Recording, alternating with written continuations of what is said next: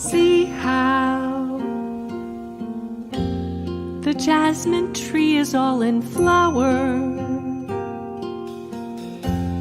The little brook of clever waters flows into a vast river.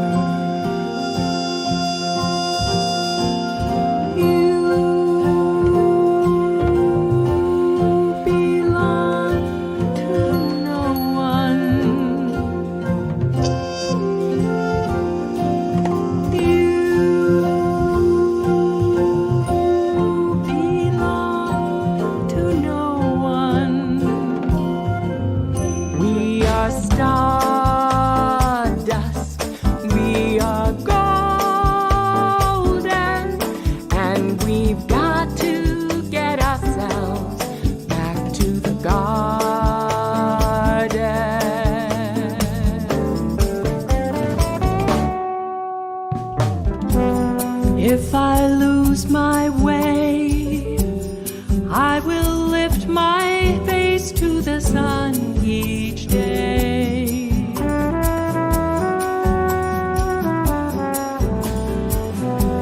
And if I lose my way, I will lift my face to the sun each day. How I wish that I could come back as a flower, as a flower, as a flower. Oh, how I wish that I could come back as a flower, as a flower, to spread the sweetness of love. Sweetness of love.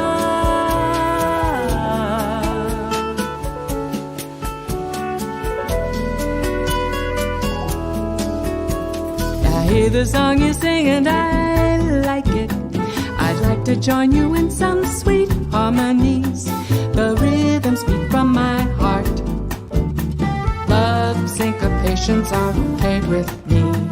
When we're together swinging joyously, I love the way it feels to swing. We'll fly away, build a nest, and we can compose all the rest. Fluttering one, fair and bright as the sun, light as wind embracing the sky. Colorful wings, soft and gaily painted things. Hanonica, my butterfly. I'm gonna pick that rose and watch him as he grows in my garden.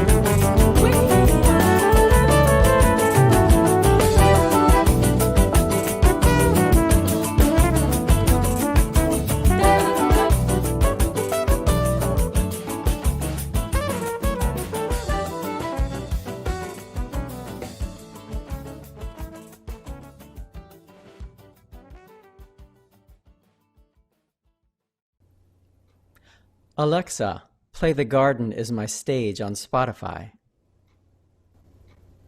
Playing The Garden Is My Stage by Maida Dinos from Spotify.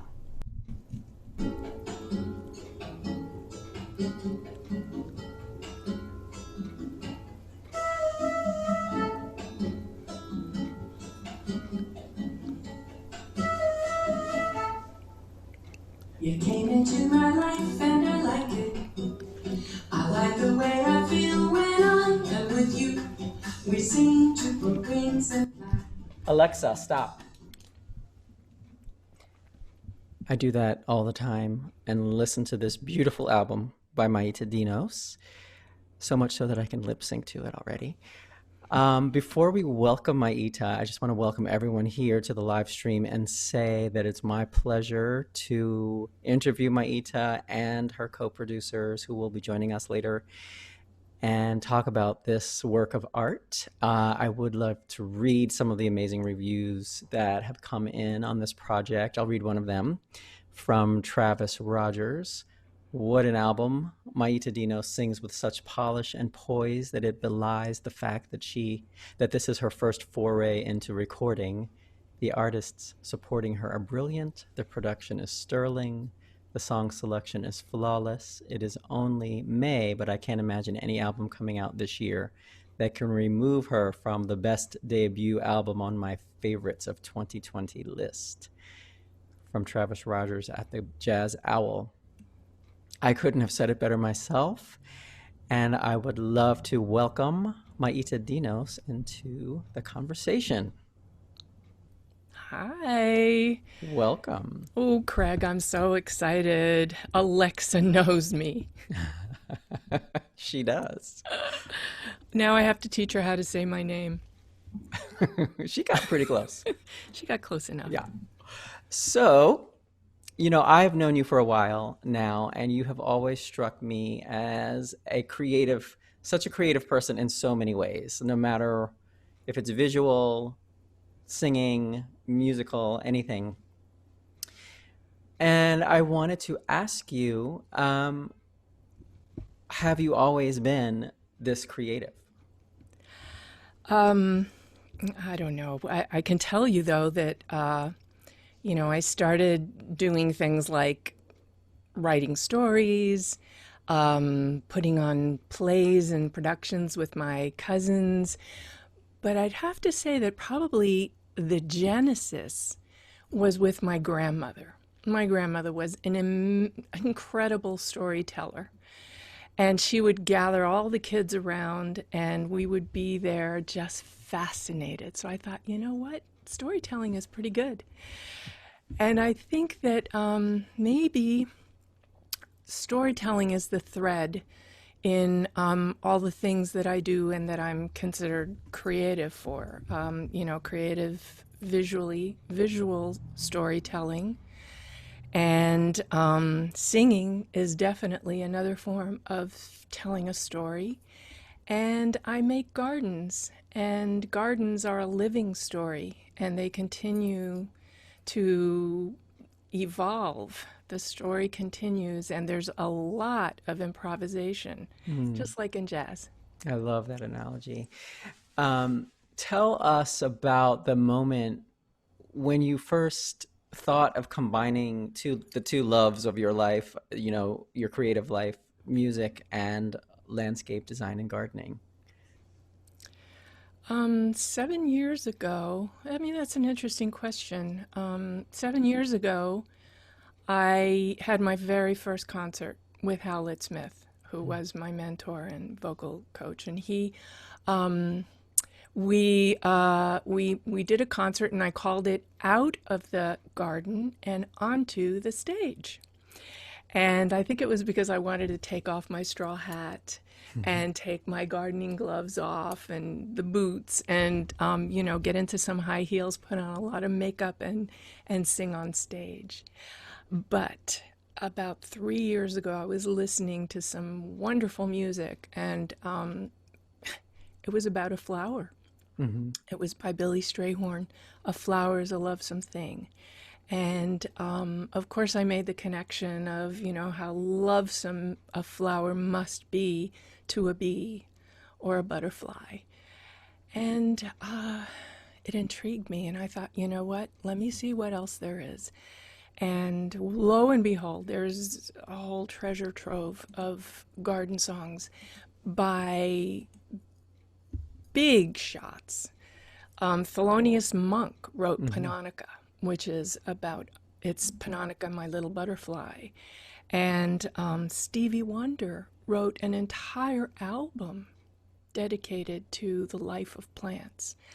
And I took Come Back as a Flower, which was my favorite song from that album. Mm-hmm. I have to agree, that's And my favorite on your it's, album.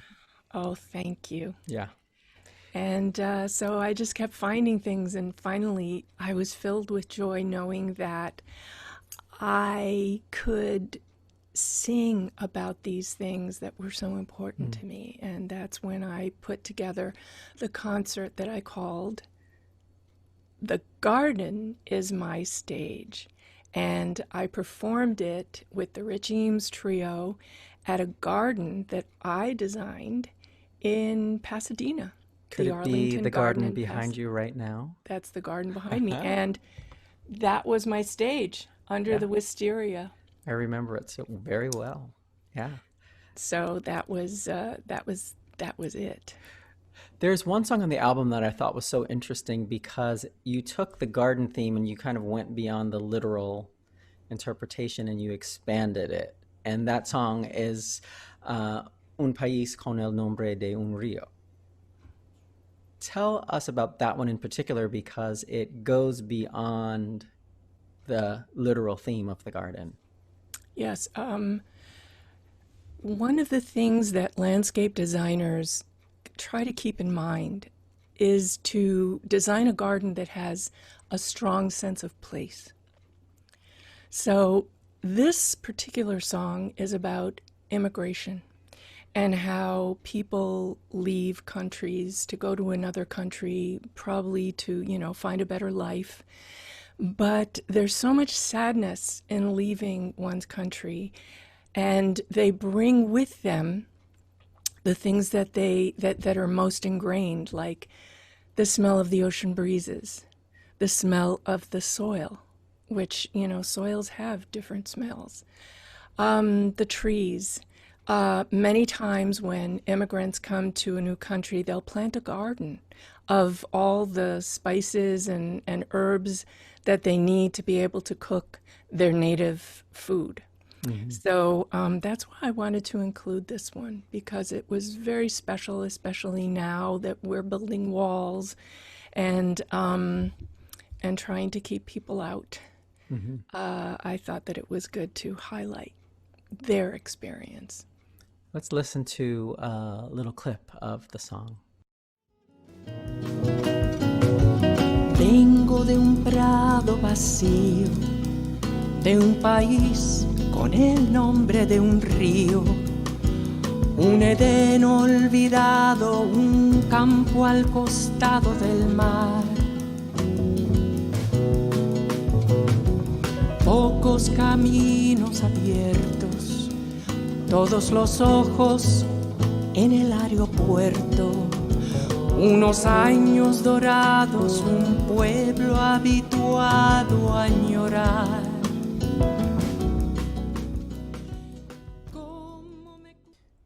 That song really does evoke this sense of place. Where did you find the song? I think I was enamored by a song by Jorge Drexler that he did for Motorcycle Diaries, and he won an Academy Award for that several years ago. And so I started, listening to some of his other stuff, and I found this one. And it just went straight here. Mm-hmm. And, he's from Uruguay, and that's how the song got its name, because Uruguay, un país con el nombre de un río means a country named after a river, and that's the case of Uruguay. And he now lives in Spain, so he's an immigrant, and I'm sure he feels some of, the emotions that he talks about in his song. Mm-hmm.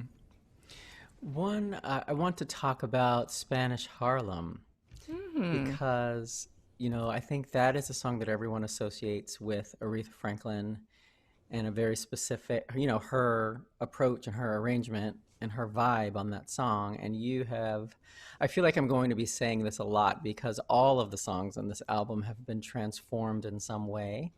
And we'll talk more about that later. But this one in particular has transformed.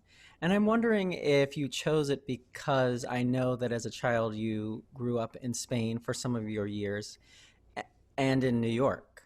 So when you chose Spanish Harlem, was either place on your mind at the time?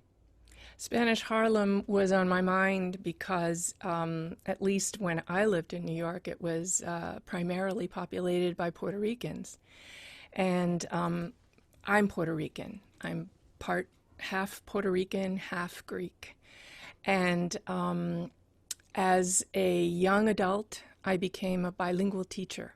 And I taught in the South Bronx, which is not Spanish Harlem, but very similar in the population. But the South Bronx has a very tragic era in its history because the landlords in the South Bronx were trying to get rid of the tenants. So they hired arsons to burn down the buildings, and the families had to leave the South Bronx and go further north. And they went right into my district where I was teaching third grade. And so to me, the song evokes the feeling of wanting to nurture these children who came from such a traumatized situation. And, they're trying to grow in the cracks of the sidewalk. And, kindergarten, which I also taught there, it means children's garden. Wow. And that's how I think teachers feel, a lot of them anyway. Wow. They feel like, they're nurturing these children and helping them grow despite some very difficult circumstances. That's what that song means to me. Let's hear a little bit of your interpretation of Spanish Harlem. Here we go. There is a rose in Spanish Harlem,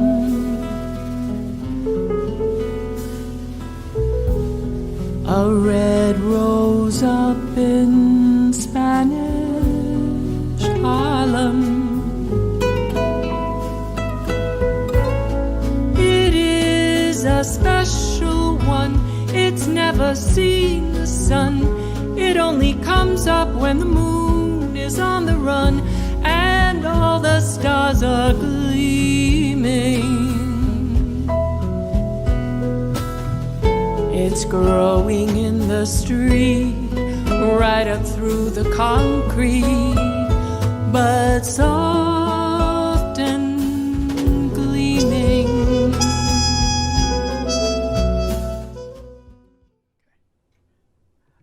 That song is completely different, I think, from the way all of us remember it. And your interpretation comes through so clearly on that. It's beautiful.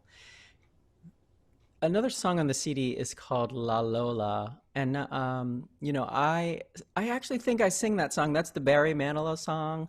Her name is La Lola. She was a showgirl. Oh, right? My God. No? I'm sure Federico Garcia Lorca is turning in his grave. No, it's not the same Oh, song. it's a different song. My bad. Go ahead. Please tell us about it. Okay, this is a song which it was written as a poem, but he actually called it a song. His name was Federico Garcia Lorca, and he was a Spanish poet during the Civil War? I'm not really sure. But anyway, he wrote these beautiful poems, and one day I was just lying on the couch looking for poems that I could use with my Spanish class. And this poem wrote itself as music in maybe less than 15 minutes. I was singing it immediately. I was saying, oh yeah, this is going to be a great song for the kids to learn. Mm-hmm. And that's how that song came to be. Mm-hmm. So I we're going to bring on Gabe Davis, bass player. This song to me stood out because it is a moment of simplicity, not of quietness in the CD. It's just you and Gabe. It's this intimate moment. That's what I mean to say. It's an intimate moment in an album surrounded by very lush and complex and interesting arrangements. This one is very intimate. So I wanted to bring Gabe on, do a duet with you, and then we can talk a little with Gabe about that afterward. First, though, can you set the scene about what's happening in this song? Yes. And I'm so glad that Gabe is going to be here, and that, of course, you should have told me so that I could have prepared my voice. Surprise. Life is full of surprises. La Lola is this woman behind me who is doing her laundry underneath these flowering orange trees. It's a beautiful orange grove, and in the old days, orange groves were irrigated with canals, by canals, and people from the village would come and they would do their laundry in the canals. So she is sitting doing her laundry, and while she's doing her laundry, she is thinking of her love. Ay, amor. And it describes, it's a tone poem, so it describes the water reflecting the sun and the sparrow singing in the tree, and later on when she's finished and has used up all her soap, a little band of baby bulls comes into the grove. So I just think you should know that and think about it while we're singing the song. All right, ladies and gentlemen, here is Gabe Davis and Maita Dino singing La Lola.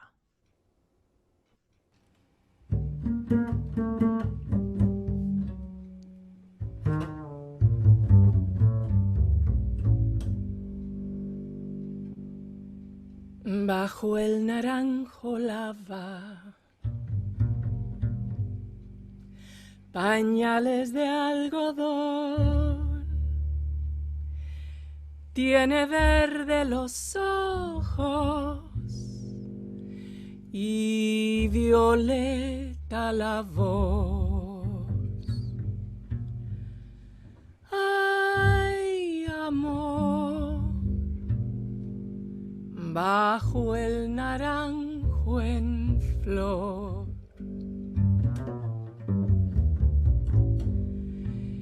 El agua de la sequía iba llena de sol. En el olivarito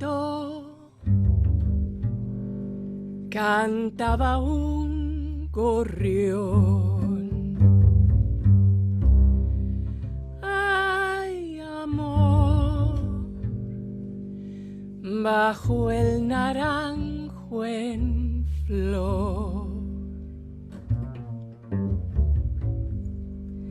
Luego cuando la Lola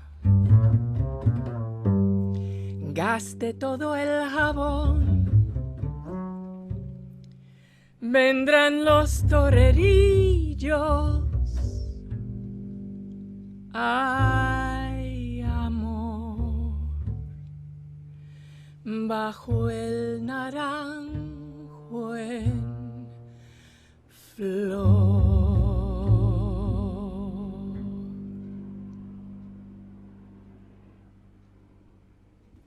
Thank you. That was great. One of the things about that song that really strikes me is that it flows out and it's very conversational. And Gabe, I wanted you to ask you about that from your point of view.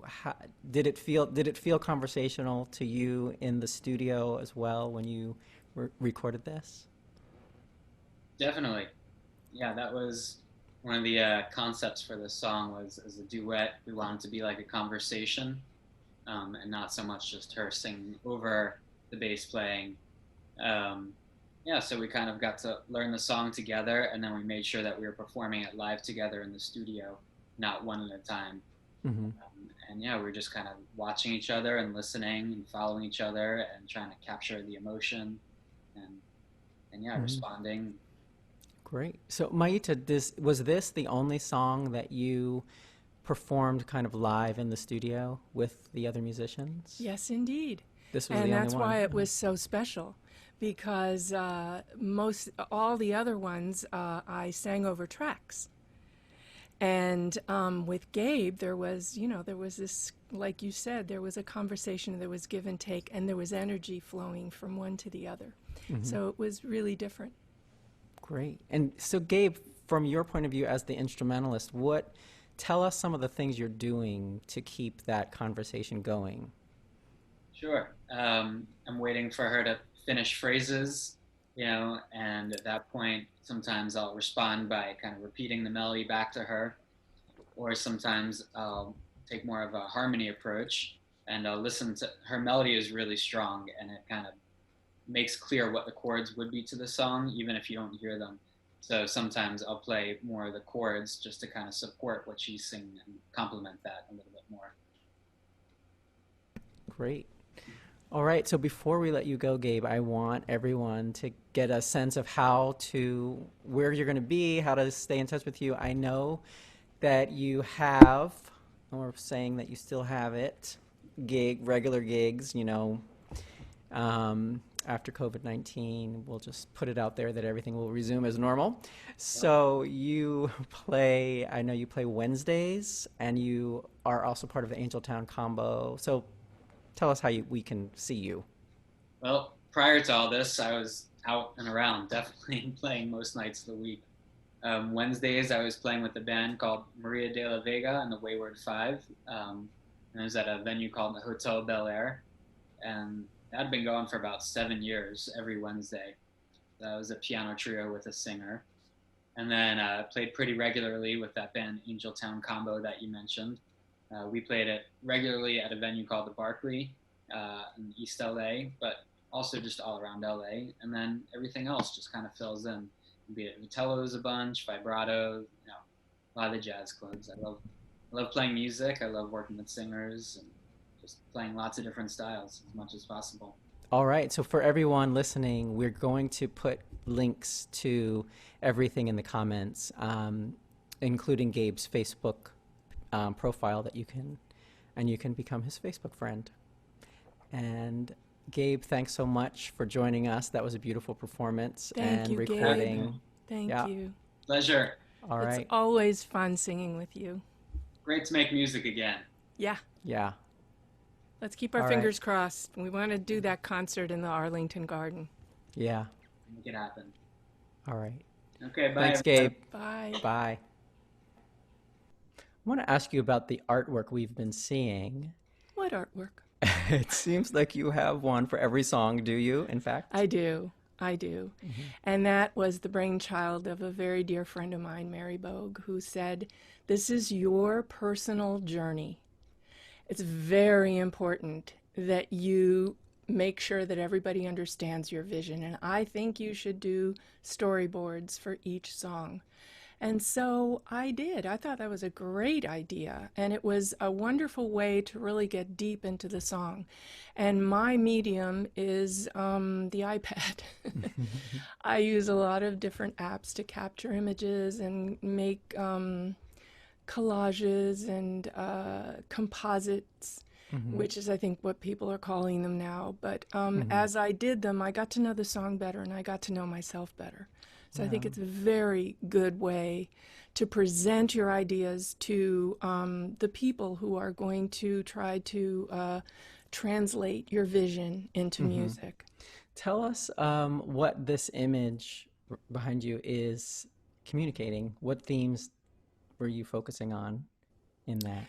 Well, this image is from the song Little Sunflower, which was written by Freddie Hubbard. And it has a very wonderful message, but it's not the original song lyrics. It was one by Rochelle House, which I think should sound familiar to you, Craig, because you're the one who introduced her to me, and you sent me Agua de Beber that she sang. And I liked it so much that I thought, let me find out what else she's done. And I found this song, which just perfectly suited my vision and my wish to impart horticultural interpretations of things that are important to us, you know, the connection. And in this case, she anthropomorphizes the sunflower and showcases the fact that, you know, sunflowers have this ability to move and follow the sun. And to me, it meant that in times of trouble, one should follow the sun, because that is the light, that is the power of optimism. And to know that at night, and that's what this sunflower is doing, she has covered herself in a veil of night and is waiting patiently for the morning light, which happens after every storm. There is a clearing. After every night, there is sunlight. So that's what this song is about to me. That's beautiful. Let's hear a little bit of that song, and after that, we'll bring in your co-producers and into the discussion, and we can talk more about the project. Wonderful, them. wonderful. Here we go. When the evening comes, I will wrap myself in a cloak of night.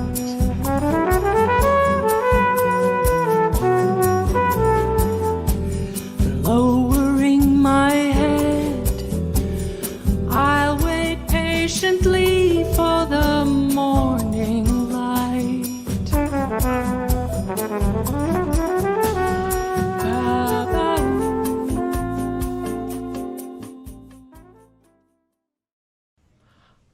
Now I'd like to bring in the two co-producers of The Garden Is My Stage. First, Cathy Segal-Garcia, who is a consummate jazz vocalist, a songwriter, an educator, an impresario. Cathy produces a lot of live jazz around the city, a recording artist. She's really a cornerstone of the LA jazz scene. Welcome, Cathy. Thank you, Craig. Now, pop quiz. Name your favorite song on the album. Oh, I really love all the songs. I think my favorites are more of the, like Spanish Harlem is one of my very favorites. La Lola, Un País is, so those three, I really have difficulty choosing my favorite out of those three, but those three are definitely my favorite. Great. And we were also welcoming Dori Amarillo. Dori is an extraordinary musician who is also a composer, a producer, an arranger, a teacher, a studio owner, a mixer, a recording engineer. He wears many hats, and he's a phenomenal guitarist. Welcome, Dori. Hey, nice to be here. And same pop quiz question. I know you were responsible for all of these arrangements, so it might be difficult, but pick your favorite, please. Well, most of the arrangements. All but one. I think my work is done since Cathy had a problem. You know, I can die happy. Yeah. That is a fantastic way to dodge the question. That's fine. I've been told I'm a tough interviewee. So now that we have everybody, I really want to ask about Woodstock, because to me, that is the song that transformed the most from 2 years ago at the live concert. It had a very Joni Mitchell, Crosby, Stills, Nash & Young vibe, and on the CD, it has been transformed. So, Dori, can you talk about how this transformation came about?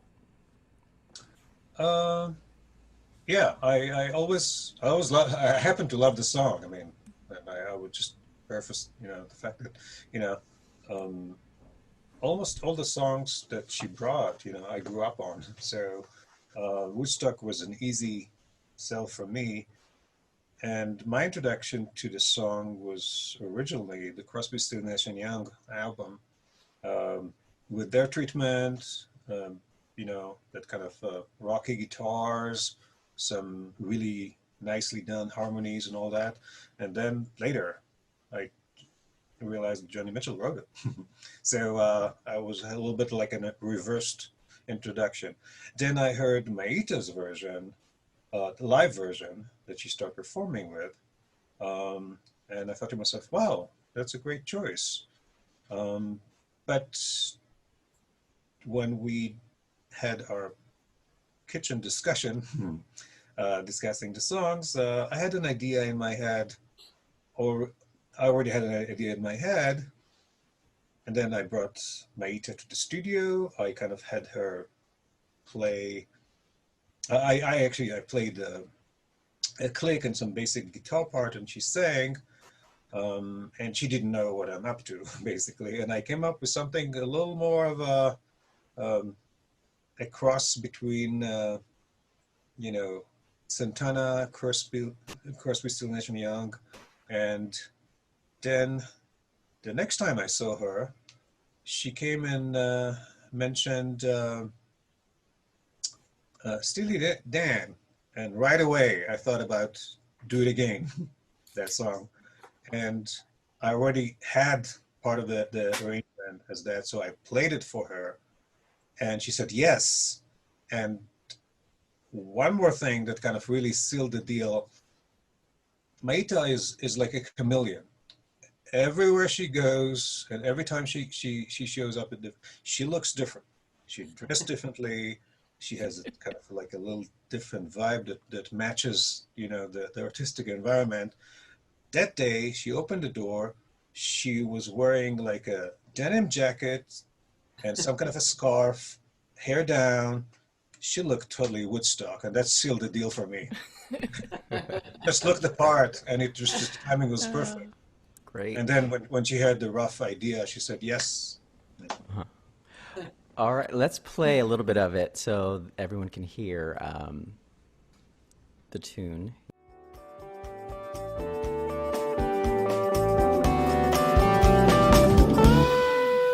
By the time we got to Woodstock, we were 500,000 strong, and everywhere there was a song and a celebration. And I dreamed I saw the bombers riding shotgun in the sky, turning into butterflies all across our nation. We are stardust, we are golden. I love that arrangement. It's such a change from how I've heard you perform it before, and we got a chance to really absorb the storyboard you created. Can you tell us more about, you know, what your ideas were when you were coming up with this artwork? Yes. Well, as you see, that's me in the background with flowers in my hair. And the most important part to me was that it was kind of like a challenge to end the war, make peace happen throughout, everywhere, and get back to the garden, which is, you know, it's a metaphor. We've gotten so far from the garden. So I have the jet fighter going straight into a daffodil that way and releasing this cloud of butterflies. So it's me, the hippie over there, and the end of the war forever. Of course, we know that didn't happen, but we certainly wanted it to happen. That's what the Woodstock Nation was all about. Let's make music and love and get back to the garden. And Cathy, did that help you understand kind of Maita's vision? Well, I hadn't known actually that Maita was an artist, a visual artist, and it was stunning, the storyboards that she kept coming up with. And this Woodstock, of course, was also very close to my heart as well. So the whole feeling of the storyboard, the arrangement that started blossoming together from Dori and her, it was just beautiful. I felt like it really hit its mark. That's what I was hoping. I was just hoping to communicate. It worked. Thanks. We talked a little, Maita and I talked a little bit earlier about her intention with the storyboards was to convey her aesthetic throughout the whole album. And I'm just wondering, for you, Dori and Cathy, could you talk about, was that received? Like, was that an instrumental part in helping you kind of create this cohesive picture of Maita? I think I'm visual to begin with. So for me, when I create an arrangement or I compose something, I kind of I have the movie running in my head. So Maita definitely, she burst into an open door, and then one day she came and shared. I didn't know that she created all that artwork, and I was just sitting there and just loving everything she was doing. Um, One in particular, um, she did one for Spanish Harlem, which just couldn't be just. I want that poster for my studio. It's like if Lautrec was living in Cuba, that what it would look like. You know, great, you know. I promise you, Dori, you'll get one. All right, deal. And then, in her, charming naivete, she asked me, so would that help you, kind of? And I said, absolutely. I want to see everything. And then we sat and she showed me what was in the process and what was done and all that. So I think it reinforced what I already thought about, uh, her and the arrangements. But then it was really kind of a way to kind of seal the deal with her personal touch. And it allowed me kind of to feel good about the direction that I was going with her, because it's basically it was about her and her song choices, and to make it personable. And Can I chime in? Sure. They weren't always what I expected. In fact, they often were not what I expected. And I thought, wow, I don't know about this. But it's not what I thought, but it's fantastic. So, it was a matter of just trust. Just let go of ego, preconceptions, all that kind of stuff, and just, flow, go with the flow. And I'm very happy I did. Yeah, I have to also chime in, because as you kept showing me what you were developing, and I was totally, as I said, blown away, and it was so beautiful. And I think it probably added to the sense of your artistry for the whole project for me. And of course, Dori's arrangements and your beautiful singing, but also the art. It expanded your beingness to a full artist, which I think the project really ended up with. I do have to agree that, I've known you, Maita, for a while now, and this album, surprised me in how well it really captures how eclectic you are and kind of your kind of creative being in one album. It's really phenomenal the way it does that. Now, I do want to talk about Double Rainbow, because if you talk to anyone who's sung the song, the first thing they're going to say is, oh my gosh, that song is so hard to sing. How did you approach that kind of challenging aspect of it? I asked Cathy to help me. Yeah, because I was having trouble reaching certain notes, and the timing has to be really, really sharp. And, sometimes as a singer, you can sort of get away with things in a live performance, but not in the studio. So I really wanted this song to be spot on. In fact, Dori and I made a pact. I said, Dori, if this isn't really, what it's supposed to be, don't put it on the album. And he said, of course not. But it will be. That's what he said, but it will be. That's very Dori.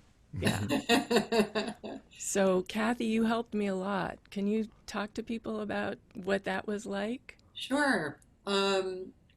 Well, Bill, as a vocal coach, and yeah. how wonderful you are. Oh, thanks. Well, first of all, voice technique is something that you have to practice so that when you go to deliver what you're delivering, everything's there ready for you. So we got your vocal technique, I think, a little bit more in tune with that, And because the intervals in Yeah. the song they're challenging. Uh, and you ended up, I just have to say, you ended up with doing such a great job with it. Also, what I found interesting working with you on this particular song was the groove. And the reason why I say it was interesting was because in your whole heritage, you have the Latin groove, right? So it's in there. But for some reason, when you first started doing this tune, I felt like you needed to connect with that more. So we did lots of work. I mean, we danced around my studio for hours, just Yes. dancing to the groove, and then I feel like you finally remembered. It's like, oh, your whole body, your beingness went, oh yeah, oh, right, I know this, and I think you ended up with a really beautiful, relaxed connection to that groove, and your vocal ability was supporting you, and your emotion for the song led the way for all of that. It was beautiful. I was highly motivated because that's the one song that puts you in a garden, and you can see, there's the bird that's hopping out of the raindrops, and then over here there's the little fox, and you can it's a very sensual song, and I desperately wanted it to be on the album, so I was willing to put the work in, and I had really great leadership by both of you, and particularly when we went and danced at your house. Great. Let's hear a little clip of that. Say that again, Dori. It was worth the effort. Yes, it was. Yes. Okay, we'll play a quick little clip. See the way the crimson petals scatter when the wind blows. For the secret sigh of love that suddenly the heart knows. See how the robin's there among the puddles and hopping through the misty raindrops. He's come to tell us it is spring.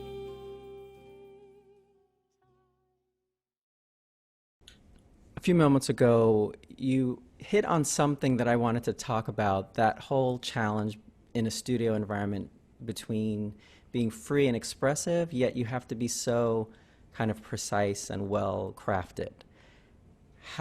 So for me, Willow Weep for me really struck me as being so well done, but you give us this sense of kind of freedom in your vocals. So tell us about the recording of that song in particular and how you kind of got to this balance.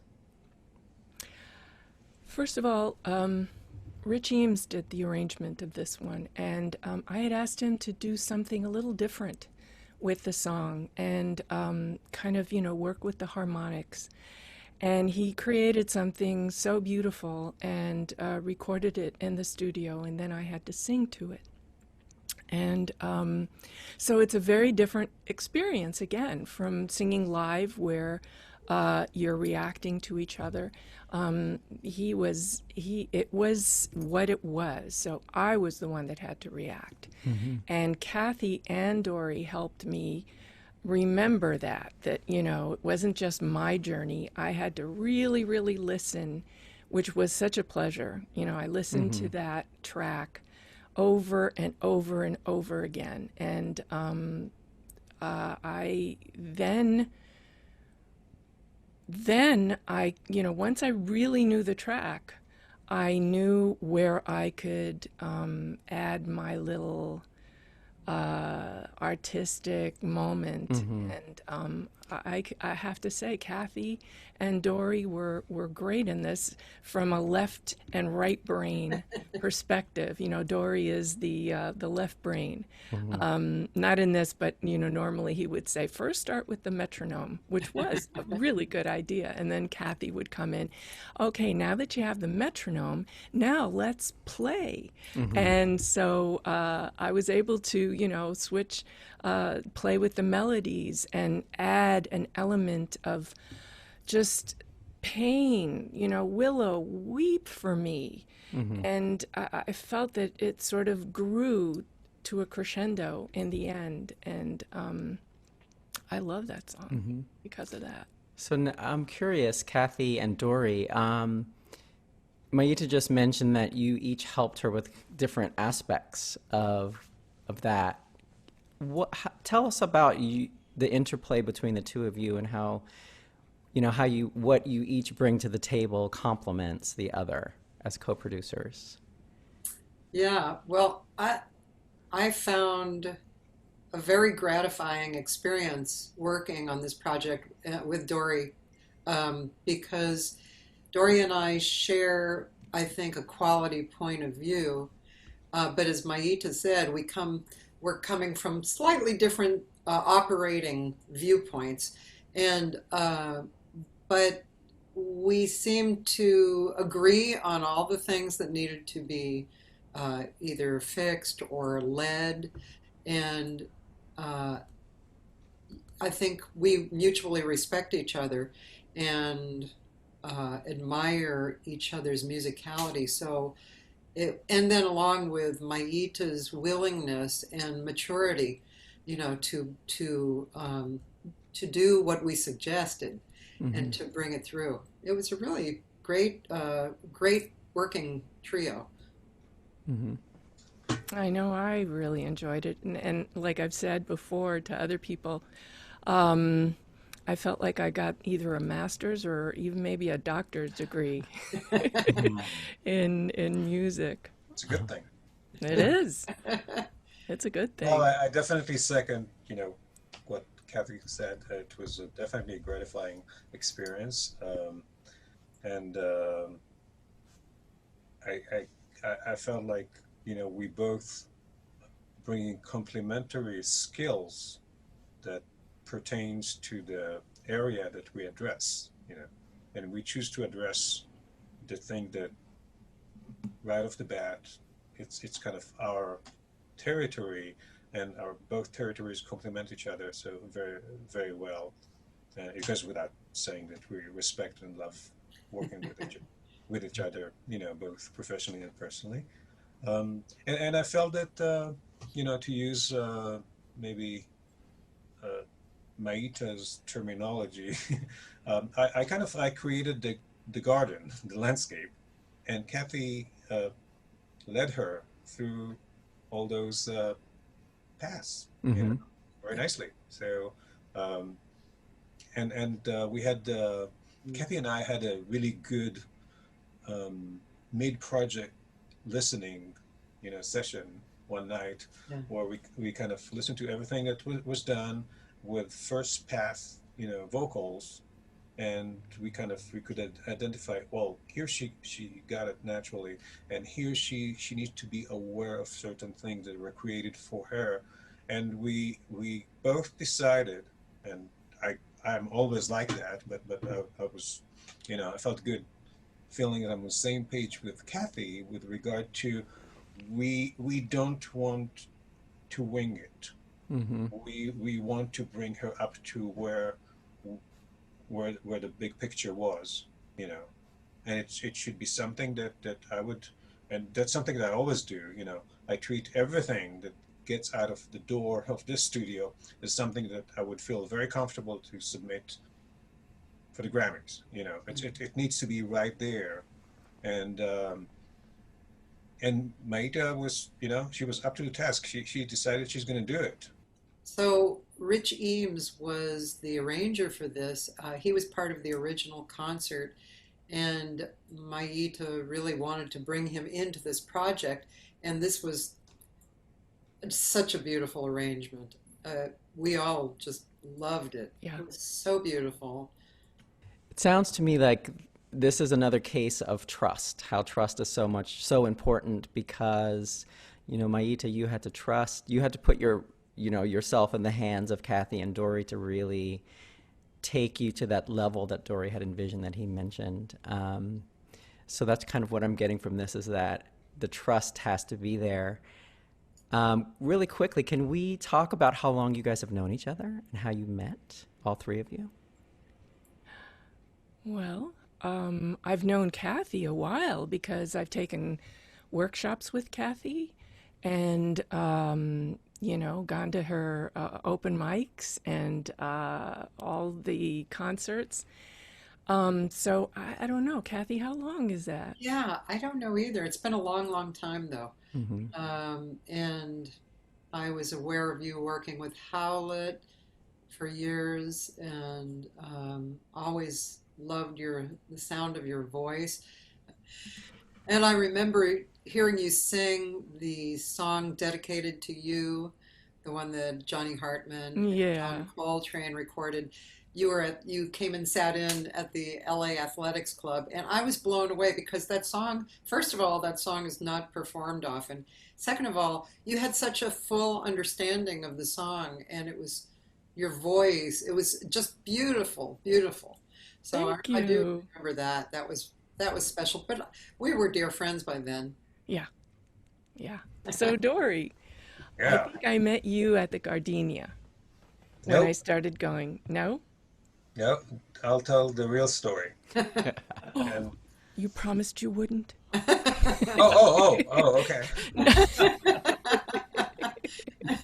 Actually, it works well, Tell the virtual story. So the real story, the first time I met Maita in person, I think I saw her in the Cathy circle before, but I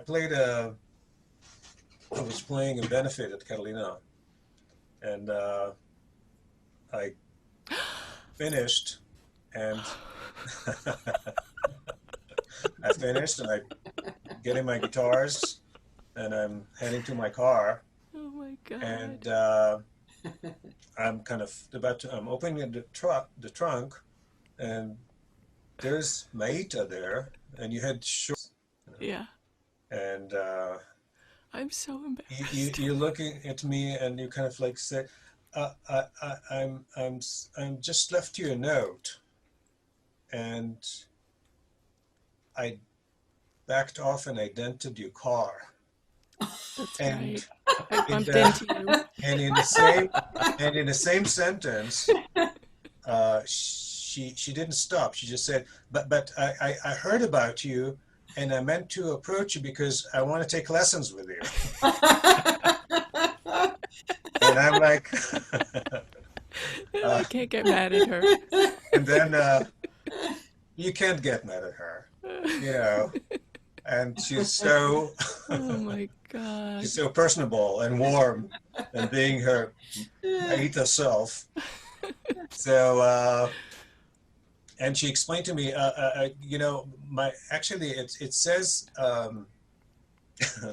my name is actually Maita, but you signed as Amalia. right. Amalia. Amalia. You know Amalia too. She's my.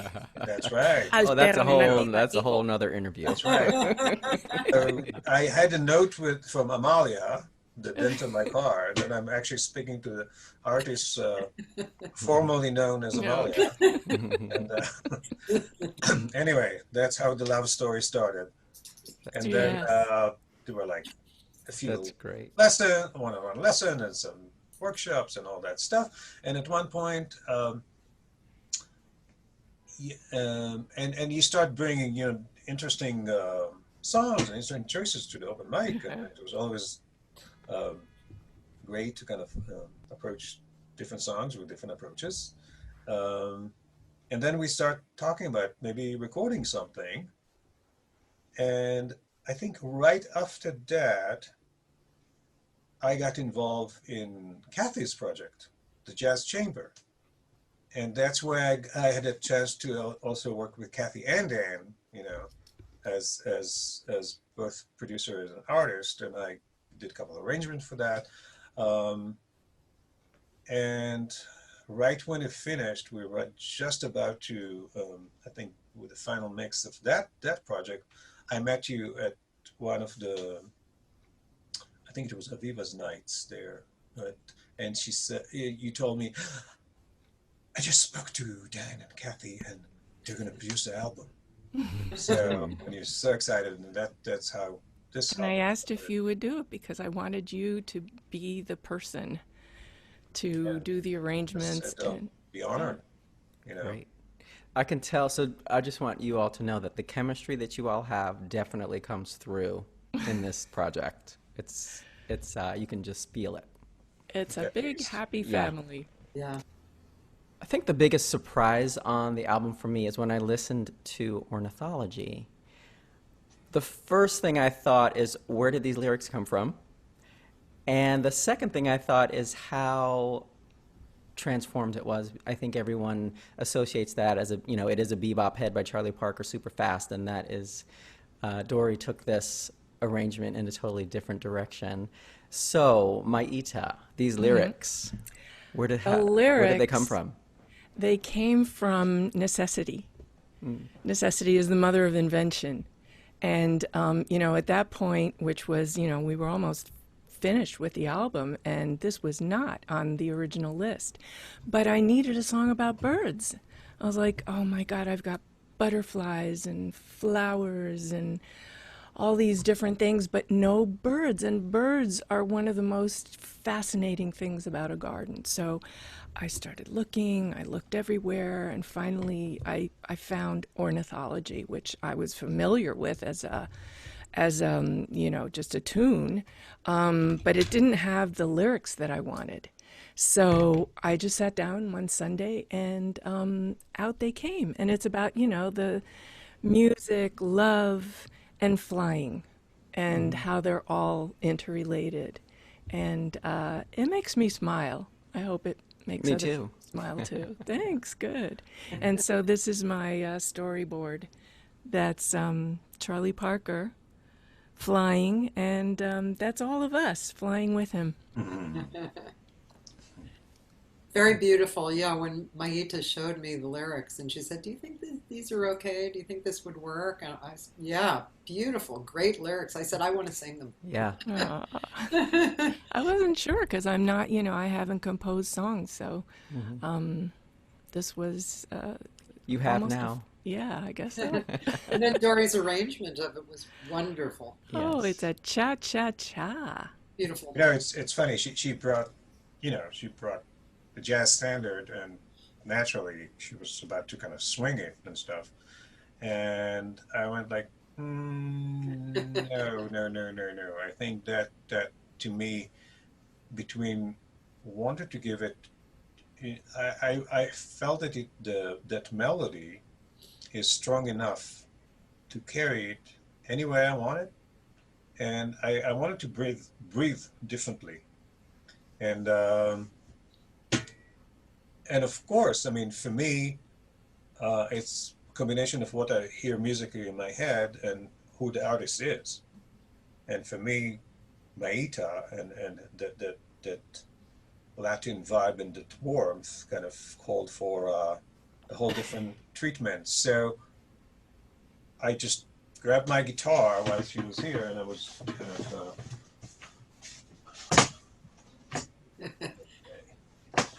of okay, how about and I already heard it in my head as a straight eight thing, as a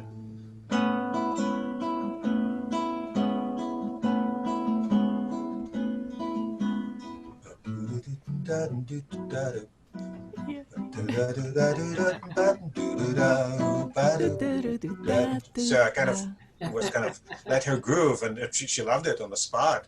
And then I said, okay, great. And then we put a little instrumental in the beginning, and then modulate for the second half.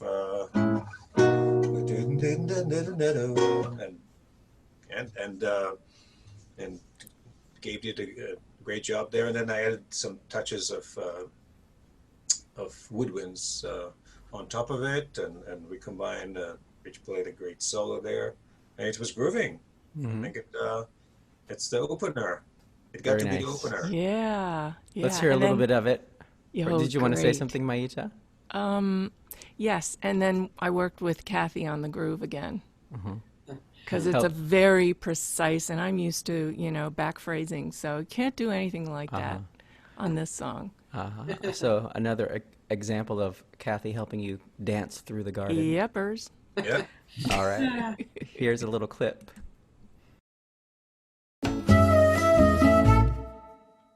You came into my life and I like it.